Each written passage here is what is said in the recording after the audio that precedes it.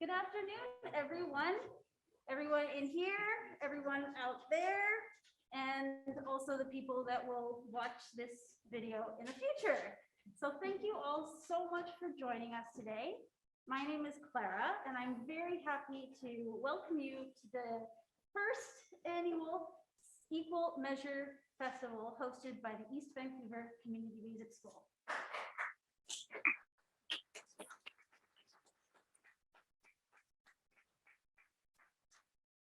We acknowledge that the EVCMS lives, teaches, and learns on the traditional, ancestral, and unceded traditional homelands of the Musqueam, Squamish, and Tsleil-Waututh nations. With this acknowledgement, we thank those Indigenous people who still live on and care for these lands, and recognize that saying the right words isn't enough, but it's a good start. We are dedicated to enriching people's lives through musical education and community involvement. We strive to nurture and cultivate appreciation for music from many different time periods, including the present day. Today, we will hear both student and faculty performances of works by living individuals, composers from all around the world, and the past.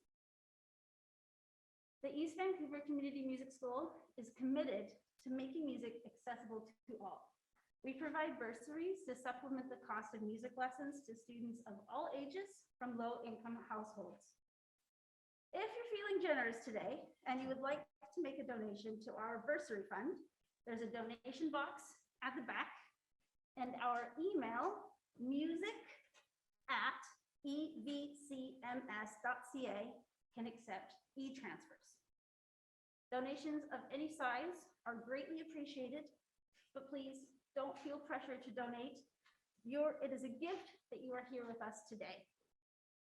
Our newest board member, Maria, has already made a $100 donation. So thank you, Maria.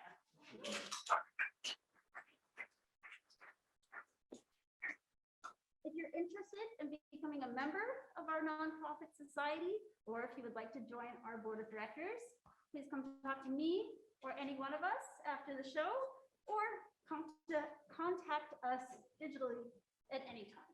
We are always accepting new members and are very grateful for new board members.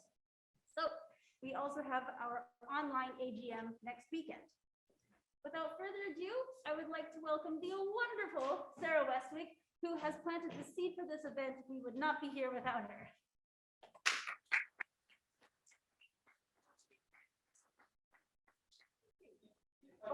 Jump in briefly, sorry. Sure, okay. This is the first time that we're running a recital that is both live and online. We're going to do our best to keep up with everything that's going on.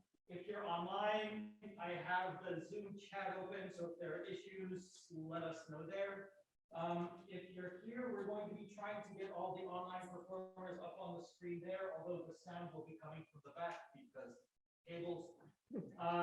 So hopefully everything works, but bear with us, and let's get the show going.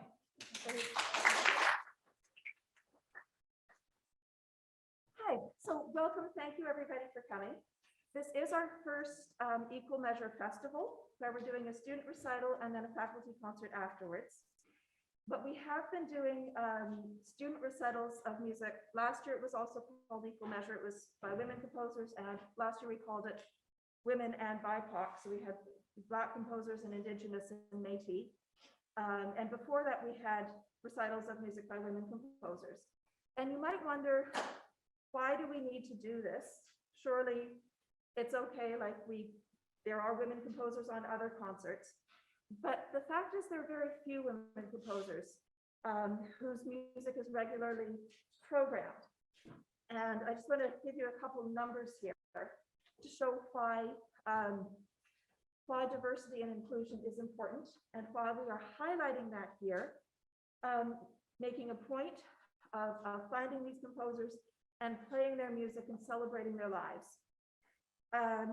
So on the downside, so bad news first, then I'll give you some good news things. On the downside, there's very little representation in the Royal, the Canadian Royal RCM books for violin anyway. So the representation of music by women composers or composers from underrepresented groups. In the RCM books, there's an overall representation of 18%. And in the higher grades, grades 5 to 8, for the repertoire books only go up to grade 8. There's only 5%. And in fact, the grade 7 book has 0%. Now, the good news, if we compare this to the British system, the ABRSM, their repertoire books have an overall representation of 25%, and their grades 5 to 8 have an average representation of 26%. And every single one of their grades in their syllabus has representation of between more than 20%. Now, that kind of diversity and inclusion does not happen by accident. It does not happen without careful, considered, intentional work. And they've done that. So I think we should be able to do that here too. And this is where we're starting. We're promoting this music and we're showing this music and we're saying, hey, let's include it in the repertoire. So that was the bad news and the good news. So welcome, let's get started. Our first two pieces, I'm going to introduce things in groups, just to try and make things go a bit faster. The first two pieces are by composers who both composed quite late into life. There are, by the way, biographies of all of the composers. It's online. It's also over there. Troy's waving it. And that gives more information about each of the composers. So you can take those home. I don't have time to give all that information today. So please take it home and read about these incredible composers and their lives and what they did. So Gina Branscombe is a Canadian composer. She spent most of her life in the United States, and she continued composing right into her 90s. And the second composer, Isabella Leonarda, well, she lived a long time ago. She was born in 1620. And we know that she wrote some music as a teenager, but then we don't actually have any music from her until after she turned 50. And then she wrote music until she died when she was 84 years old, I guess that is. So most of her music was written after she turned 50. It's what you call a late bloomer. So that's Keith who's going to play a piece by Gina Branscombe, and then we'll have Nasia playing Isabella Leonarda. Thank you.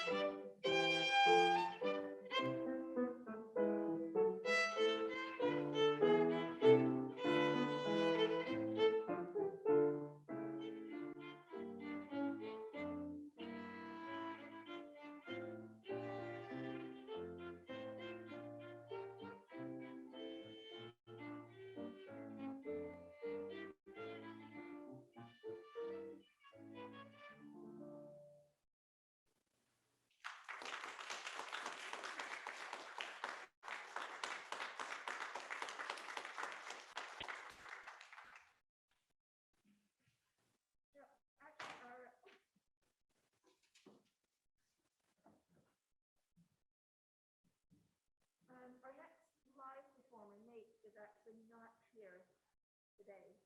He had a skiing accident yesterday, so we all hope him a speedy recovery. Hope he's doing well. And our next,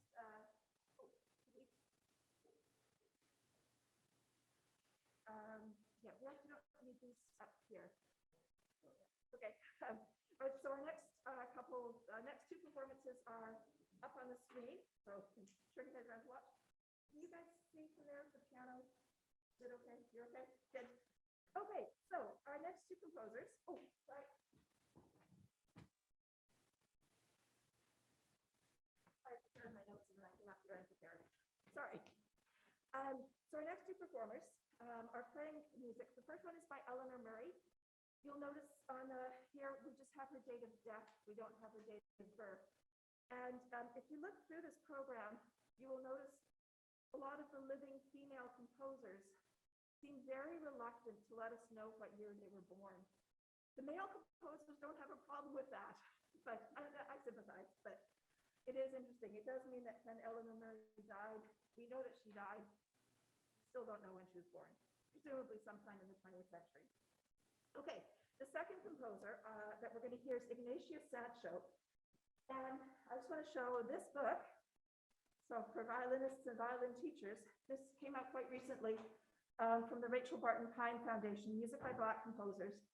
This is really good for Suzuki students, books 1 to 3. And what I love about it, all the pieces are wonderful. There's 3 pieces on the program today that are from this book. And they not only give you the music, they give you all this information about the composers. You see a picture of the composer and you see all sorts of information. You see really good bios of the composers. And she also talks a lot about the issues of Black classical musicians in the United States. It's an American publication. And so there's stuff in here about the Sphinx organization, which I'll talk about in the faculty concert afterwards. But the Ignatius Sancho one is from this book.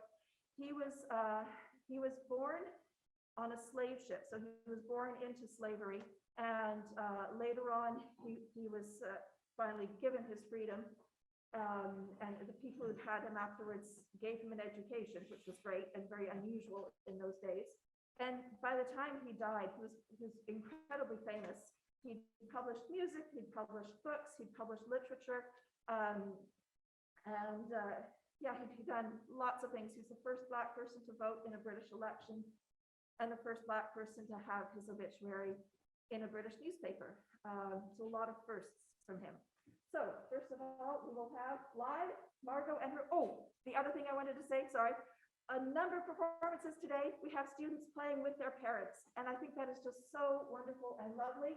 We have Margot playing with her mom, Megan, and then the next one is Edie playing with her mom, Amelia, and we are going to have Marika playing with her mom, Caitlin, later on. And I think it's so wonderful to have that family involvement. It's just great. Thank you.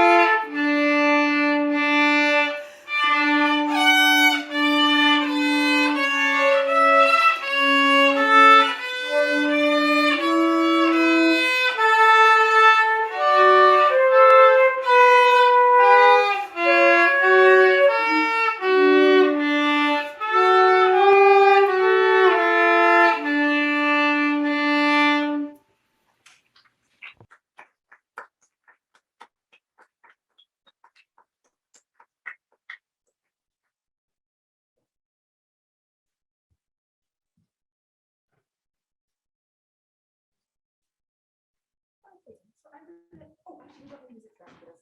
Yeah, sorry. No, we wouldn't. Sorry. I know. Yeah, right, that's important. Okay, so she'll be joining us. So next up we have Miriam, and I'm going to play a duet with her. This is by Joanne Martin, who's a Canadian Suzuki teacher. Again, no date of birth. She's still living. And this is just, it's a really great first recital piece. It's so much fun.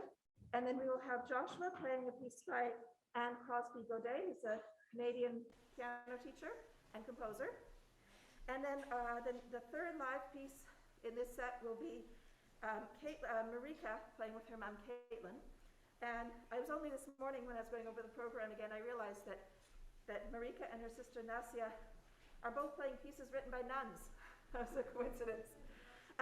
The really sad thing about the piece that she's playing by Sister Marie Seraphine Gotay, you'll see in the bio, this is the only piece that she wrote that we have. We know she wrote tons of music, and that they had it at the convent where she worked, and that when the convent moved, everything else, all of her other music was lost. And sadly, you'll see in a lot of the bios for a lot of these composers, it'll say, oh, we know she wrote loads of stuff, but it's all gone. But this is a lovely piece. So we will start with Wintertime in Russia.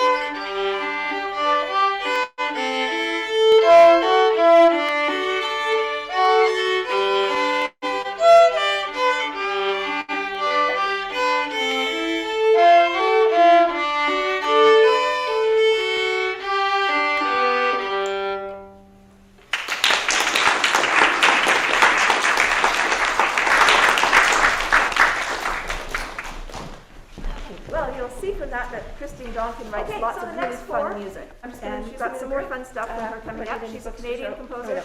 I think For she's the next living in four are Victoria. videos, And some of the the members of our first piece is faculty Sakura, have performed an a arrangement piano by Janice Janice Tucker Tucker Rhoda a couple and years yes, ago, she gave us pre-COVID. her year of birth. So she also writes music for she's a professional wonderful, musicians, as wonderful, well as a lot of music for composer. students. She writes a lot So of our music next for students, pieces and she also- has two a pieces wonderful book are also by by Christine Duncan. ABC's We have a violin piano that piece my students that that Charlotte will be playing. and This then melody, Danny you will will be playing, recognize it. It's a very well-known a Japanese piece by her as a well, melody violin.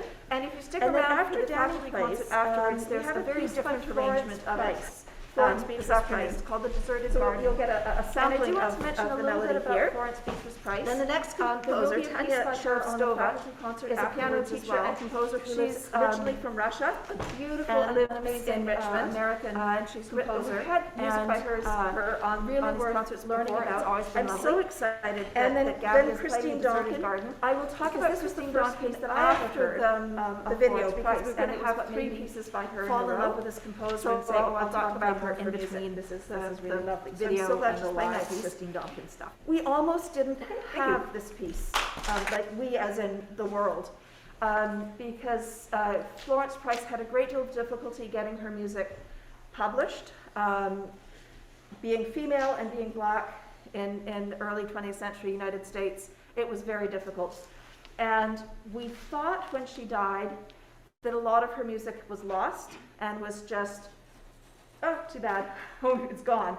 And then in 2009, some people bought a house, it was outside of Chicago, I think, or Illinois, and I can't remember where. Anyway, they bought this house, and it was old, it was derelict, it had been empty for decades, it was about to be torn down. They went to have one last look through the house to see, is there anything we should save here? And up in the attic, there were 30 boxes of papers. 11 of those boxes were letters and correspondence. And the music historians are fanatic about this. It's like, wow, now we can learn so much more about her. And the other 19 boxes, 19 whole boxes, were of music. Music that some people, that we never knew she'd written, some of it. Some of it was music we knew she'd written, but we thought had been lost. And one of those pieces in that box was a deserted garden. So this piece was nearly lost to us, but luckily, the people who were about to tear down the house, instead of just chucking it in recycling, they took a look at this, looked at the name at the top of the music and said, I have no idea who this is, Googled it, and it's like, oh, she's an important American composer. I wonder if anyone wants this stuff. And they did some research and found that, yes, a professor at the University of Arkansas was researching Florence Price. And so that professor came and saved the boxes and has gone through them, and we have this music. So I'm so glad you're playing this piece. And yeah, so 2 more pieces by Christine Duncan and then the Florence Price. Thank you.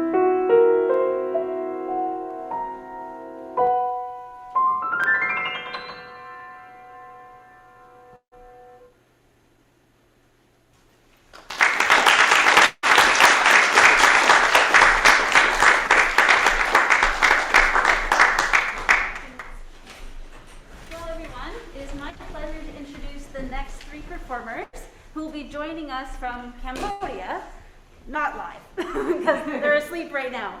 I was living in Cambodia for 2 years. I just got back this past September. And although these are not my students, they are very dear friends of mine. In Cambodia, they put their family name as their first name.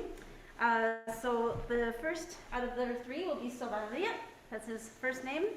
And he is the son of the very wonderful violin teacher at our sister school, Music Art School in Cambodia. He's going to be performing a piece called Sam Bur Nias. I learned a little bit of Cambodian, but not that much, by Heng Hor Veng, who actually all three of these composers from Cambodia are all from sort of this golden age of music in Cambodia. During the 1950s and 60s, the royal family of Cambodia were huge supporters of the arts, and they poured money into universities and music programs and the ballet, and apparently the king had like an orchestra that would go with him everywhere. I won't go into the dark details of the 1970s, but all of these composers come from that period, including the former king, Norodom Sihanouk, who's the composer of the second out of the three, and then that will be performed by Clara, and then the third out of the three is Bun Sreng, who's playing a piece by Sen Sisamuth. Bun Sreng is about 90% blind. He got the measles as a child because in Cambodia they don't have access to vaccines. So he is luckily playing violin and finding his way in the world through music. But he is a very, very dear soul, and I really hope you enjoy their performances. Thank you.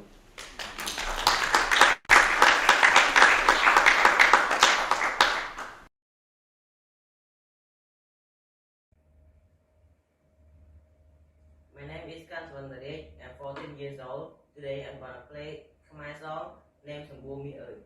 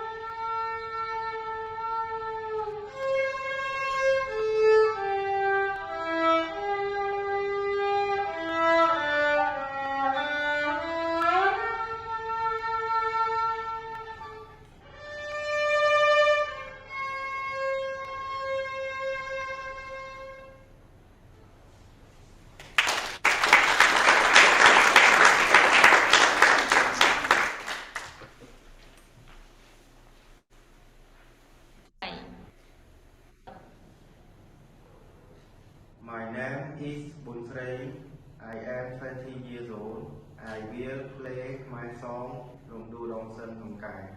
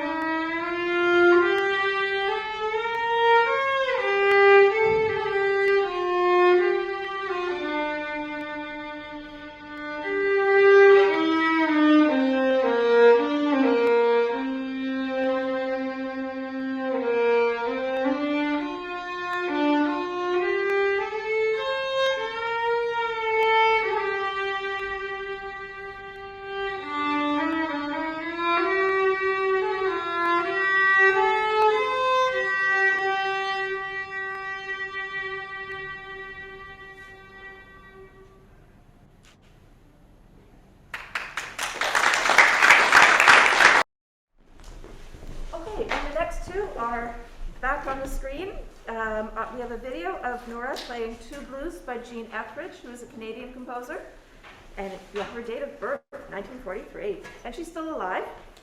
And the second one we'll have up on the screen will be via Zoom, and that will be Kirsten playing Jazz Suite by Glenda Austin, who is a contemporary living American, I believe American composer. I think it says in the bios.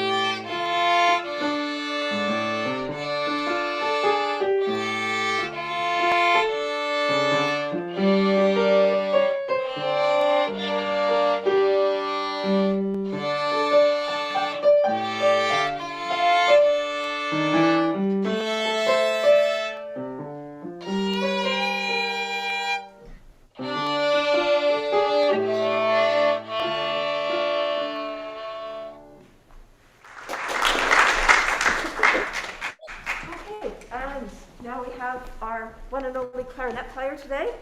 And this will be Nicole. She's playing a piece by Angela Morley. And this is the first time that we've had a transgender composer on the program. Angela Morley, oh, where did I put my notes? Is mostly known as a film composer, and she wrote the music for Watership Down, is probably her most famous film score. So she became transgendered transitioned in 1972, and that's at a time when it was very, very rare for someone to do that. A very brave thing to do in that period. So I think it's great that we finally have a piece by her on the program. So, and she'll be accompanied by Stephen.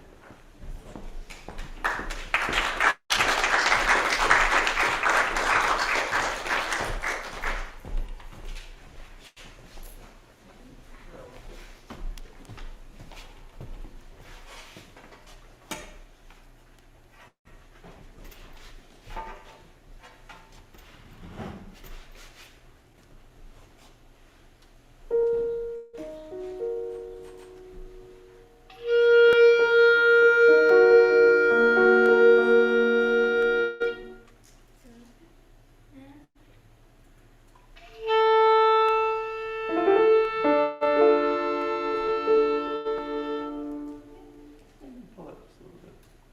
So I'm not warmed up yet.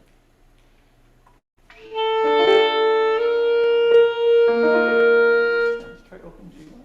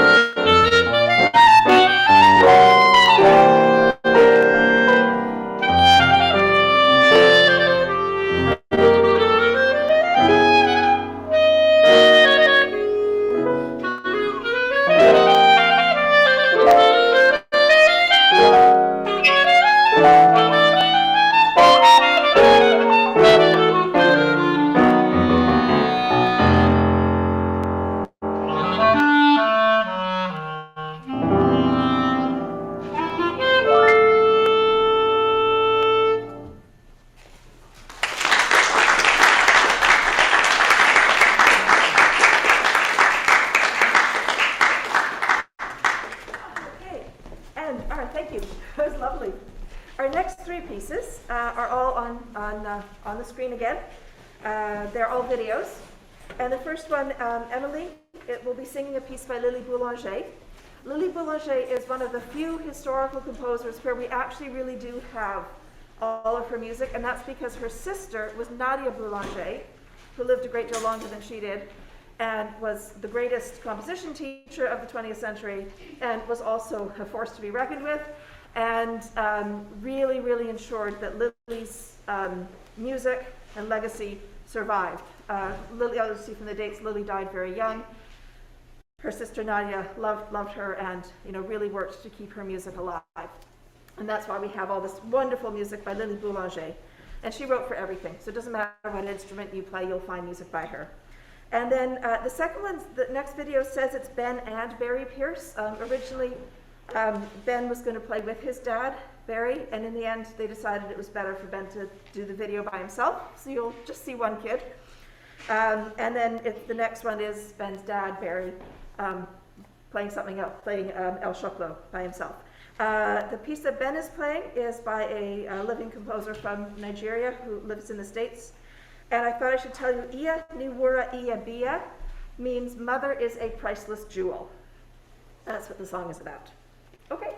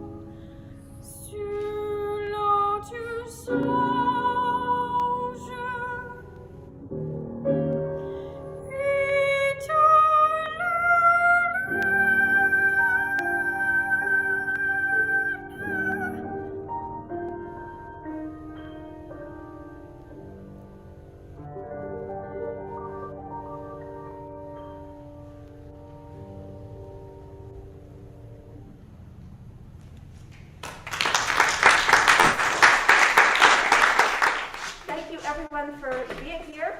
The faculty concert is supposed to start in about 2 minutes, and we kind of need to clear the room and move some things around. And I know it's always really lovely after these recitals to hang around and chat and and say congratulations to each and every student. And I would love to do that, but I can't. I'm so sorry. You all were wonderful. I'm so impressed with the work that all of these students have put into playing today. You worked so hard and you did such a great job. And oh my goodness, I am so proud of each and every one of you. You're just amazing kids, all of you, and parents too. Thank you. See you soon.